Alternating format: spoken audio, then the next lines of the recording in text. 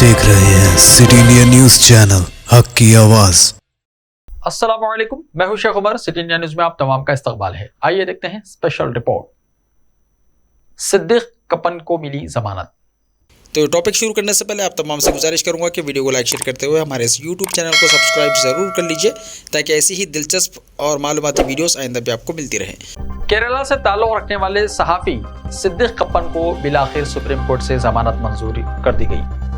सिद्दीक कपन गुज़िश्ता तकरीबन 2 साल से जेल में थे। उनके खिलाफ इंसदाद दहशतगर्दी सरगर्मियां कानून के तहत मुकदमा दर्ज किया गया था। हालांकि इस केस में अदालत में चार्ज शीट पेश कर दी गई थी, लेकिन सिद्दीक कपन के खिलाफ कोई इल्जामात वज़ा नहीं किए गए थे। सिद्दीक कपन का कसूर सिर्फ इतना था कि उन्होंने उत्तर प्रदेश के हाथरस में एक दलित लड़की की इस्मत रेजी के केस की रिपोर्टिंग करने की कोशिश की थी।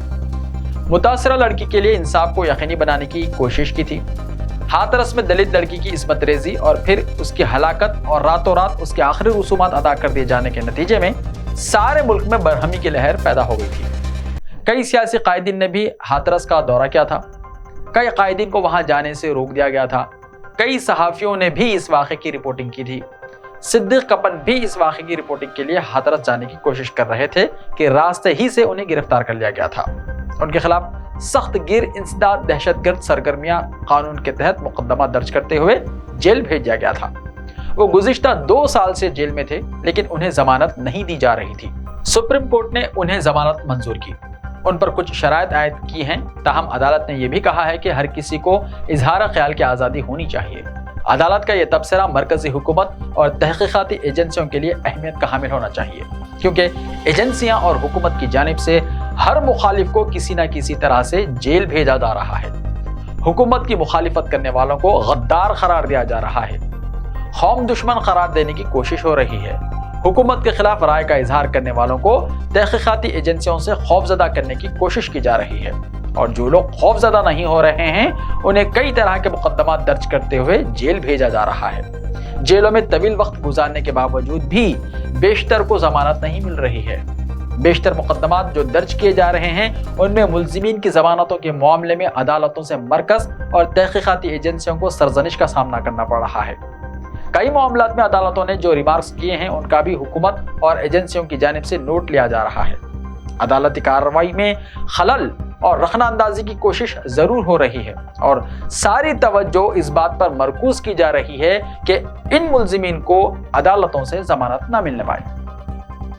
चार्जशीट की पेशकशी में तवील वक्त लिया जा रहा है ताकि मुल्जिमीन की जेलों में मौजूदगी को दवालत दी जाए, यानी लंबे अरसे तक उनको जेल में रखा जाए। इस तरह की सूरत हाल में अदालतें जो रिमार्क्स कर रही हैं वही मुल्जिमीन और मुल्क के अवाम के लिए खतरे राहत का बाइस हैं।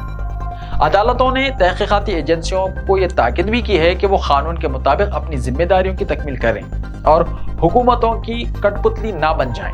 जहां तक सिद्दीक कपन की बात है तो उनके खिलाफ मुल्क के कानून का इंतहाई बेजा इस्तेमाल किया गया और उन्हें जेल की सलाखों के पीछे भेज दिया गया। आज मुल्क की अदालत उस्मा ने कहा है कि हर किसी को इजहार ख्याल की आज़ादी होनी चाहिए, और जहां तक एहतजाज की बात है तो एहतजाज कभी कभार ज़रूरी भी होता है।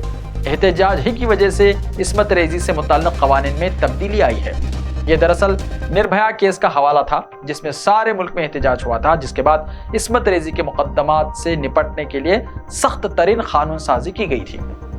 हुकूमत को इस बात का नोट लेने की ज़रूरत है कि एहतजाज कभी कभार ज़रूरी हुआ करता है, और एहतजाज ही की बदौलत मुतासरीन को राहत पहुंचाने के लिए हुकूमतें तवज्जो देने पर मजबूर हो जाती हैं।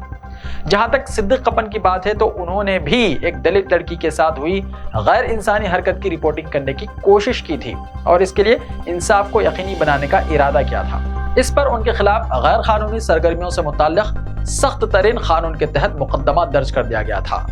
हुकूमत और तहकीकाती एजेंसियों को ऐसी किसी हरकत से बाज रहने की जरूरत है जिससे उन्हें अदालती सरजनिश सहनी पड़े और मुतासरीन इंसाफ से महरूम रहें। ऐसे ही ताज़ा तरीन खबरों के लिए देखते रहिए सिटी इंडिया टीवी। तो मिलते हैं कल, तब तक के लिए अपना ख्याल रखिए। अल्लाह हाफ़िज़।